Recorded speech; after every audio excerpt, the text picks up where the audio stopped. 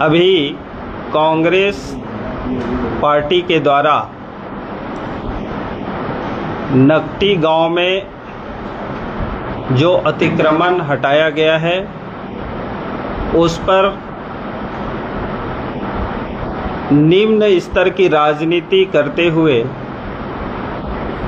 लोगों को गुमराह करके, बरगला करके और गलत दिशा में ले जा करके ये आंदोलन कर रहे हैं। लेकिन कांग्रेस अपनी जो करतूत है उसको भूल गया है। ये पूरे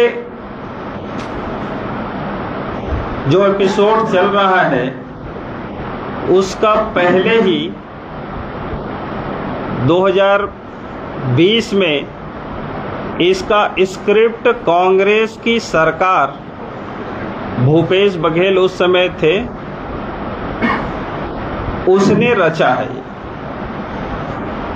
उस समय हाउसिंग बोर्ड को सामान्य आवासीय कॉलोनी तैयार करने के लिए ये 2020 में प्रक्रिया शुरू हुआ।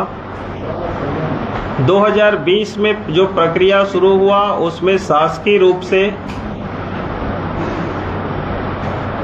ये प्रक्रिया हाउसिंग बोर्ड के द्वारा जमीन मांगा गया। जमीन पर वहाँ के पटवारी आरआई तहसीलदार के द्वारा चिन्हांकित किया गया। चिन्हांकित करके सारी प्रक्रिया करके दावा आपत्ति मंगा करके और सब प्रकार के प्रक्रिया कानूनन रूप से उसने पूरा करके शासन को सौंपे। उसी दरमियान 22 में जब पता चला कि वहाँ आवासीय कॉलोनी हाउसिंग बोर्ड का तैयार होने वाला है या आ रहा है, तो आप देखेंगे कि उस समय प्रशासन ने जो तैयार किया था, सर्वे किया था, उसमें वहाँ 3 हेक्टेयर क्षेत्र में वहाँ कब्जा पाया गया और उसमें कच्चे मकान चिन्हांकित हुआ।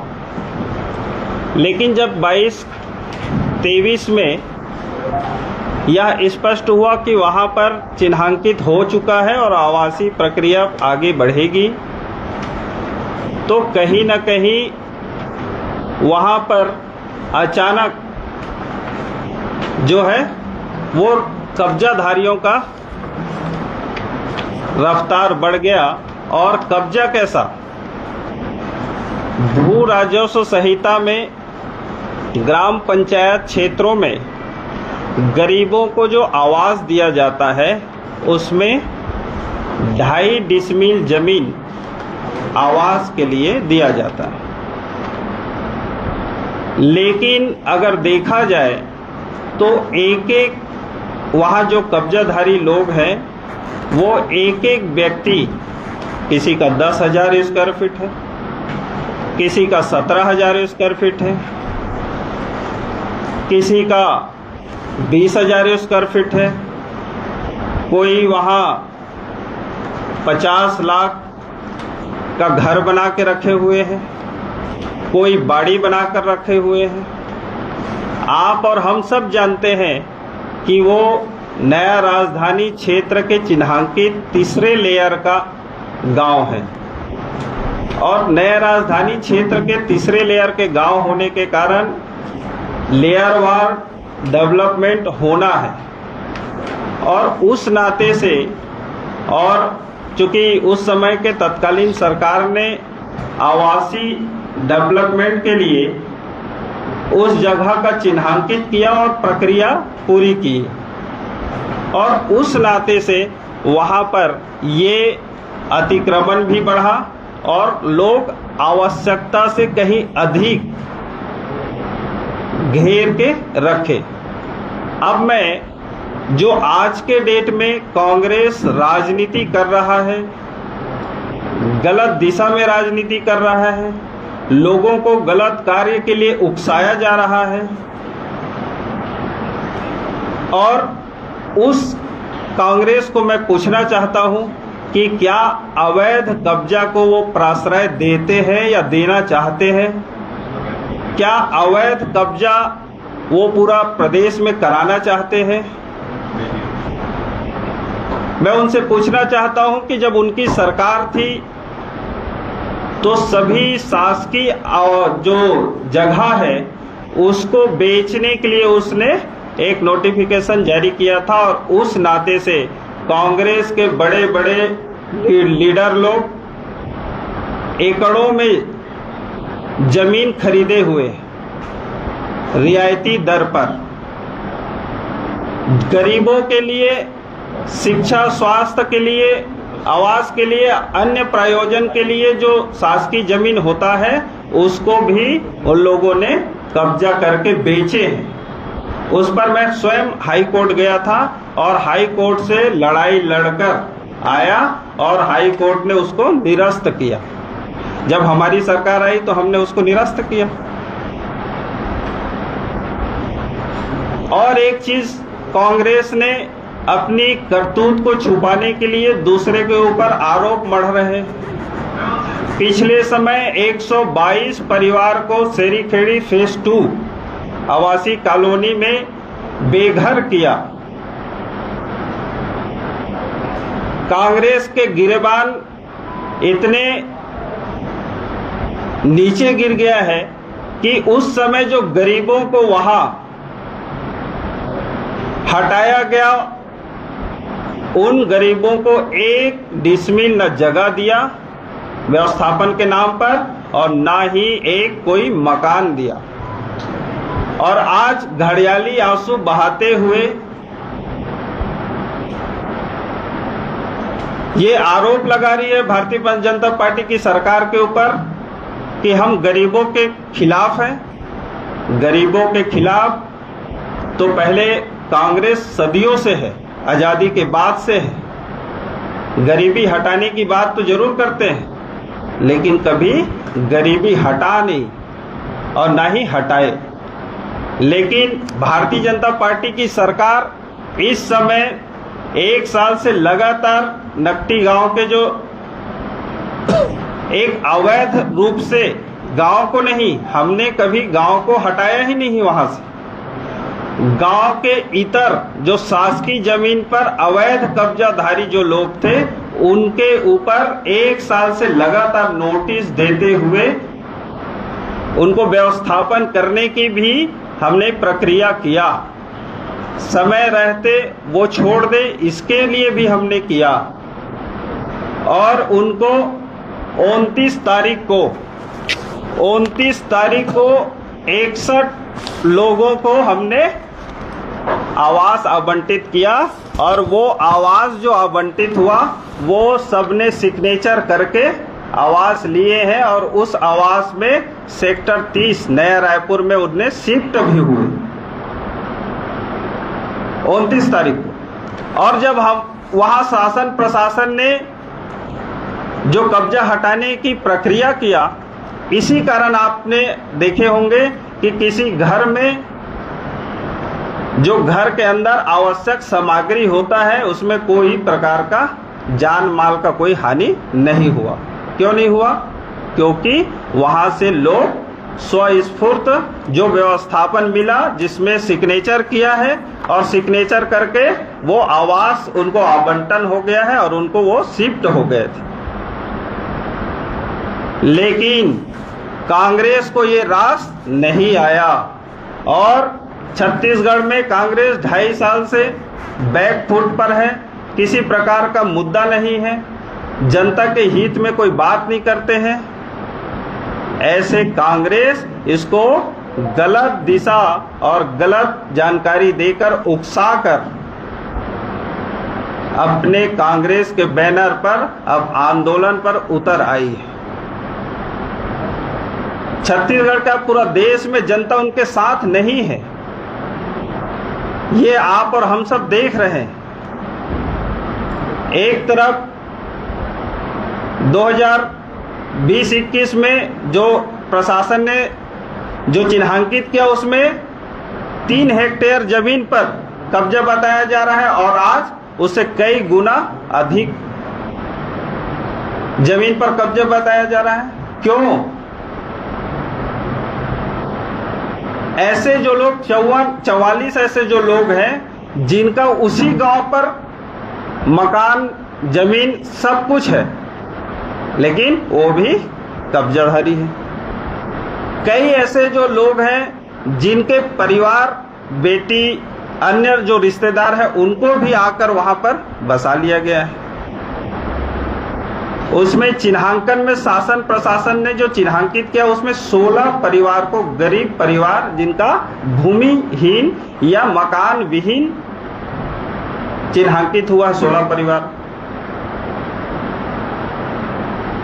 और हम 61-62 परिवार को, जो मेरे पास रिकॉर्ड है उसमें हम उसको आवास आवंटित कर चुके हैं।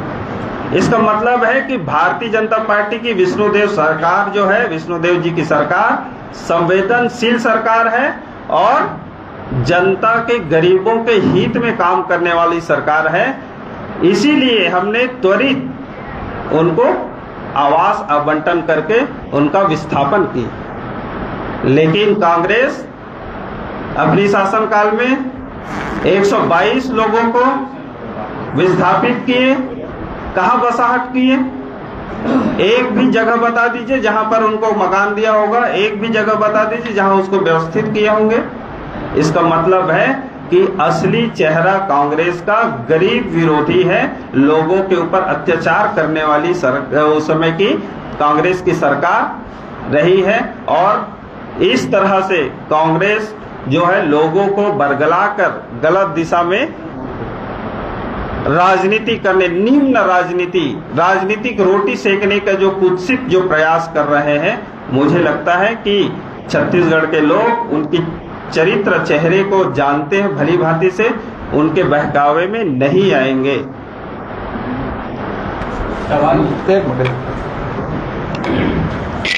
बंधुआ, इससे कुछ 2-3 पॉइंट पे मैं प्रकाश करना चाहूँगा। पहली बात, जो नैरेटिव सेट किया जा रहा है पिछले कुछ हफ्तों से कि नट्टी गांव को तोड़ दिया गया है, हमने नट्टी गांव को नहीं तोड़ा है। नट्टी गांव में कुल 17 वार्ड है, उसमें एक वार्ड जहां पर एक कब्जा हुआ था उनको विस्थापित किया गया है। और जो बार बार कहा जा रहा है कि विधायकों के लिए आवास बन रहा है, तो यह आवास विधायकों के लिए नहीं बन रहा है। इस आवास में अधिकारी भी रहेंगे, कर्मचारी भी रहेंगे। यह सामूहिक आवास की योजना जो सेरीखेड़ी में हुई थी, जिसका जिक्र माननीय महामंत्री जी कर रहे थे, कांग्रेस पार्टी के समय 122 लोगों को बलपूर्वक लाठी से पीटकर हकाल के हटाया गया, किसी को विस्थापन नहीं दिया गया। हमारे भारतीय जनता पार्टी के कार्यकर्ता नेता जेल भी गए थे, 11 लोग, नामजद उस पर आरोप भी लगा था। तीसरा महत्वपूर्ण बात यह है कि बार बार यह कहा जा रहा है कि यहाँ पर गलत तरीके से लोगों को हटाने का प्रयास किया गया। मैं बड़ी जिम्मेदारी से आज एक बड़ा बात आप लोगों को बता रहा हूँ, यह बड़ा खुलासा कर रहा हूँ। कांग्रेस पार्टी के समय 2021 में जब यह तय हुआ, सभी विभाग से जब एनओसी प्राप्त हो गया कि यहाँ पर हाउसिंग बोर्ड सामूहिक आवास बना सकता है, उसके तत्पश्चात कांग्रेस पार्टी के एक बड़े नेता जो पिछले 3 साल से फरार हैं, उन्होंने एक अवैध कॉलोनी बसाने के लिए अवैध प्लाटिंग के तहत 51 एकड़ की जमीन ली। और जिस बात का जिक्र नवीन मार्कंडे जी ने किया कि उस समय 3 हेक्टेयर में कब्जा था, वो बढ़कर 15 हेक्टेयर हो जाता है।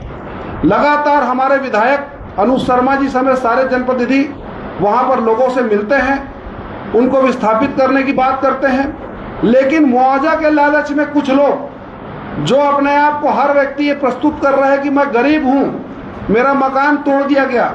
इसकी सच्चाई यह है कि बहुत से ऐसे नाम हैं, जैसे सुकलू राम साहू 15,600 फीट में इनका कब्जा है।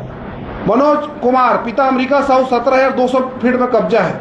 घासी राम साहू 10,000 फीट, रामलाल 14,000 फीट, और एक हमारी माता जी जो शंकर भगवान को लेकर जा रही है, जिसका वीडियो बहुत वायरल हो रहा है, भूरी पाल पति शंकर पाल 14,000 फीट। उनके पुत्र मुकेश पिता मनहरन पाल 19,800 फीट।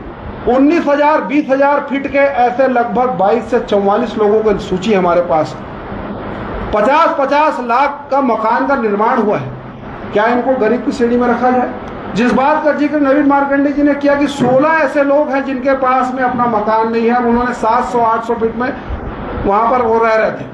हमारी सरकार की यह संवेदना है कि हमने सब विस्थापितों को मकान देना सुनिश्चित किया। तीसरी महत्वपूर्ण बात कि व्यवस्थापन के तहत में अभी तक ये व्यवस्था थी कि शहरी क्षेत्र में जो लोग इस प्रकार के कब्जाधारी थे उनको मकान दिया जाता था। ये पहली बार ऐसा हुआ है कि ग्रामीण क्षेत्र में रहने वालों को भी हमने मकान दिया, उनको चाबी सौंपी है। पांचवी महत्वपूर्ण बात, क्रांति सेना के लोग वहां पर जाकर कह रहे हैं, जोगी कांग्रेस के लोग पहुंचे, असल में उसको राजनीतिक पर्यटन का क्षेत्र बना दिया गया और ये संयोग नहीं है, बड़ा प्रयोग है। अब कह रहे हैं कि हम कानूनी लड़ाई लड़ेंगे। जब नोटिस जारी हुआ, राज्य सरकार ने सारा एनओसी ले लिया और तय होगा कि वहां पर आवास बनेगा, किसी ने भी कोर्ट जाने की जहमत नहीं उठाई। अब आंदोलन की बात की जा रही है। जब कांग्रेस पार्टी के शासनकाल में इसको प्रस्तावित कर दिया गया, सारी चीज चिन्हांकित कर दिया गया, तो अब आंदोलन कैसा? यह महज राजनीति रोटी सेकने की बात है और गिरगिट जैसा रंग बदलने वाली कवायद है। मगरमच्छ के आंसू बहाकर भारतीय जनता पार्टी के विधायक अनुज शर्मा जी, ओपी चौधरी जी और सरकार को बदनाम करने का नित नया प्रयोग हो रहा है। कुछ यूट्यूबर भाइयों के द्वारा जिस प्रकार से गाली गलौज कोई प्रसारित कर रहा है, बहुत ही अपने आप में अपमानजनक विषय है। मेरा साफ आप लोगों से निवेदन है, इसकी सत्यता की प्रामाणिकता को जांच करने के बाद आज यहाँ पर हम लोगों ने प्रेस वार्ता के माध्यम से आप लोगों के सामने के विषय रखा है कि समस्त जितने विस्थापित लोग हैं सबको ससम्मान चाबी सौंप दी गई है। ये कोई राजनीतिक एजेंडा नहीं है, लेकिन अब इनके पास में कोई विषय नहीं बचा है। 2.5 साल में कोई मौका नहीं मिला है, इसलिए इसको मुद्दा बनाकर जानबूझ के खाद पानी देकर गरीब बताकर बहुत सारे लोगों को, जिनके 50-50 लाख 60-60 लाख के मकान है, मेरे पास वीडियो में दिखा दूंगा आप लोगों को। ये भारतीय जनता पार्टी को और हमारे जनप्रतिनिधियों को बदनाम करने का बड़ा साजिश है। छत्तीसगढ़ बंद करने की बात की जा रही है। आपने बीज बोया, आपने जगह चिन्हांकित किया, हमने विस्थापन किया, हमने उस कड़ी में आगे बढ़ाया और बदनाम किसको कर रहा है? भारतीय जनता पार्टी को। सारे पत्र हमारे पास में कांग्रेस पार्टी के सरकार के समय एक एक विभाग के यहाँ पर मौजूद है, मैं आप लोग को उपलब्ध करा देता हूँ। लेकिन इसको राजनीतिक प्रोपेगेंडा और प्रपंच हम नहीं बनने देंगे। हम जनता के बीच भी जा रहे हैं, सारे विस्थापित जितने विस्थापित उनसे भी बात लगातार हमारी जारी है। ये राजनीति का जिस प्रकार से लब्बो लुआब और जो बड़ा इसको वैक्यूम क्रिएट करने का प्रयास किया जा रहा है, इस नैरेटिव को हम सेट नहीं होने देंगे। हम आज भी गरीब लोगों के साथ में हैं, वो 16 परिवार के भी साथ है, वो 44 लोग जो बड़े कब्जाधारी उनके साथ भी हैं और बेटी दामाद वालों के साथ भी हैं, उनको भी हमने मकान दिया है। गरीबों के साथ भारतीय जनता पार्टी पहले भी खड़ी थी, आज भी खड़ी रहेगी और निश्चित तौर पे आगे भी हम उनके साथ में रहेंगे। किसी के साथ अन्याय नहीं होने देंगे। आप सभी के सवाल अपेक्षित है। सवाल ये है कि प्रधानमंत्री आवास योजना वहाँ पे बने थे। हाँ, आवास जब भी बनाया जाता है या तो पट्टा रहेगा या तो उसका और कुछ डॉक्यूमेंट रहता है, तभी सरकार अप्रूव करती है प्रधानमंत्री आवास योजना। तो फिर वो अवैध कैसे हुआ? देखिए, ग्रामीण क्षेत्र में एक होता है आबादी भूमि, दूसरा होता है घास भूमि। आबादी भूमि में जो गांव में एक्सेस जो परिवार जिसका भूमि नहीं रहता, ऐसे लोग निवास के लिए अपनी चिन्हांकित करके या कब्जा करके उसमें रह सकते हैं और उसमें मकान भी बना। मैं इसीलिए कहा कि 2.5 डिसमिल जमीन गरीबों को देने की प्रावधान है आवासी। लेकिन कोई व्यक्ति अगर 20,000 स्क्वायर फीट 25,000 स्क्वायर फीट अगर कोई कब्जा करे तो ये गरीबों के साथ भी अन्याय हो जाएगा। इसलिए उन ऐसे गरीबों को हमने विस्थापन के दृष्टि से हमने यहाँ क्या अपने नए रायपुर में उनको आवास आवंटन किए हैं। तो इसलिए ये कहना सही नहीं होगा। ये लंबे समय से पूरा प्रक्रिया चल रहा है और आप लोग जो बात कह रहे हैं पब्लिक डोमेन में है भी।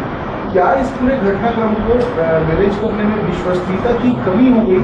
कोई व्यक्ति अगर वहाँ पे जिम्मेदार जनप्रतिनिधि वहाँ पर मौजूद रहते या बातचीत कर पाते तो शायद अच्छे ढंग से डील किया जा सकता है। देखिए, हमने तो कानूनन रूप से प्रक्रिया को किए हैं और हम जनता को जिनको वहां से हटाए विस्थापित किए हैं, इन लोगों को भी हमने सारी चीजें क्लियर किए हमारे जनप्रतिनिधि, वहाँ लगातार विधायक जी, सांसद जी, हमारे जिला पंचायत के सदस्य, ये लोग लगातार जाके उनसे कंसल्ट किए हैं, बातचीत किए हैं और इसी का नतीजा था कि उन लोग बिना किसी आपत्ति के 61-62 परिवार जो है ये आवेदन में रजिस्टर में हस्ताक्षर करके चाबी लेकर अपना बसाहट वहां बसा चुके हैं। लेकिन कांग्रेस को इसी चीज की चिढ़ थी कि वहां किसी प्रकार का कोई आंदोलन नहीं हो रहा है, लोग व्यवस्थित ढंग से बस जा रहे हैं और इस कारण से कांग्रेस के जो लोग हैं वो प्रायोजित तरीके से वहां जाकर उनको उकसाकर हम तुमको अलग से जमीन दिलाएंगे, अलग से मकान दिलाएंगे, अलग से सब करेंगे, ऐसे करके भड़का कर लाया है। जैसे आपको बताता हूं कि नया रायपुर क्षेत्र चिन्हांकित किसने किया? कांग्रेस के समय में सोनिया गांधी जी आए और नींव रखे वहां, उसके बाद उनकी सरकार चली गई, लेकिन नया रायपुर को डेवलप करने का काम किसने किया? भारतीय जनता पार्टी ने किया। लेकिन जब हम उनको मुआवजा देकर उनके सहमति से जब हम वहां से जमीन ले रहे थे डेवलपमेंट के लिए, तो यही कांग्रेस के लोग वहां के लोगों को भी उकसाकर लंबी जो है आंदोलन किए और वो जो आंदोलन करने वाले जो गरीब लोग हैं जिनको हम विस्थापन करने के लिए उनको पैसा जो दिए थे, मुआवजा जो दिए थे, वो बेचारे उस पैसे को भी इनके चक्कर में, कांग्रेसियों के चक्कर में बर्बाद कर डाले और अपनी जो बचा बुचाया पूंजी भी गंवा दिए। इसका मतलब है कि कांग्रेस गरीबों को इस तरह से उकसाकर उनको बर्बाद करने में लगी हुई है। ये मेरा एक सवाल है, कब दिए थे पैसा, कितना दिए थे? ये तो मुआवजा की बात कह रहे हैं, पैसा देने की बात नहीं कह रहे हैं। मुआवजा जैसे जैसे उनकी जमीन जायदाद को जो कब्जा ये किए, जब अधिग्रहण हुआ तब उसमें मिला था। इस कार्रवाई को अतिक्रमण के खिलाफ कार्रवाई बता रहे हैं, जबकि सांसद बृजमोहन अग्रवाल का कहना है कि जो अधिकारी वहां पर ये कार्रवाई की है उनके खिलाफ में कार्रवाई होगी। कौन क्या सही बोल रहा है, स्पष्ट करिए। देखिए, बृजमोहन जी जो बोल रहे हैं वो दूसरी बात बोल रहे हैं और वहां जो प्रक्रिया हुआ है वो हम कानूनन बात कर रहे हैं कि कानूनन प्रक्रिया के तहत वहां की प्रक्रिया हुई है, उनको विस्थापित किया गया है, उनके नोटिस चस्पा किया गया है। नोटिस के अनुसार से साल भर से हमारे जनप्रतिनिधि जाकर वहां कंसल्ट किए हैं और उनको दूसरे जगह शिफ्ट भी किए, हमने आवंटन भी किए हैं। लेकिन ये जो है इसमें कोई विषय दूसरी बात नहीं है। दूसरी बात नहीं ये है कि आप खुद ही डिक्लेयर कर रहे हैं कि 16 ऐसे लोग हैं जो भूमिहीन हैं, आपने 61-62 लोगों को क्यों दिया मकान? तो जो कब्जाधारी है हम उनको उनके लिए संवेदना रखते हुए हम उनको आवाज दिए हैं और अस्थायी है, अस्थायी रूप से आपने दिया है। अस्थायी रूप से दिए हैं, उसको स्थायी भी बनाएंगे। उसमें से 11 लोगों को हमने स्थायी रूप से प्रक्रिया कर चुके हैं, बाकी के लिए भी हम स्थायी रूप से प्रक्रिया करेंगे। अच्छा, ये तीसरा मेरा सवाल है कि अभी लगातार चस्पे की कार्रवाई हो रही है, अतिक्रमण की कार्रवाई हो रही है, तो क्या ये जारी रहेगा? कुछ दिन पहले धमतरी के कोलियारी में हुआ, अभी तूता में चस्पा हुआ। देखिए, मैंने आपसे कहा कि शासन की जो कोई भी प्रोजेक्ट जहां पर आता है और वहां पर शासकीय जमीन है उनको बेदखली के लिए कार्रवाई किया जाता है और जो निजी जो जमीन होता है वहां पर अधिग्रहण की प्रक्रिया किया जाता है और ये नियमता किया जाता है। इसलिए कानून नियम से देश और समाज चलेगा, किसी के जबरदस्ती से नहीं चलेगा। इस कारण से जो भी प्रक्रिया शासन कर रही है वो कानूनन प्रक्रिया कर रही है। बहुत बहुत धन्यवाद, बहुत बहुत धन्यवाद। मान लिया जाएगा कि उन ग्रामीणों को वहीं रहना पड़ेगा जो आंदोलन कर रहे हैं। बिल्कुल, उनको आवंटन किए हैं तो वहीं रहेंगे और उसको स्थायी रूप से भी आवंटन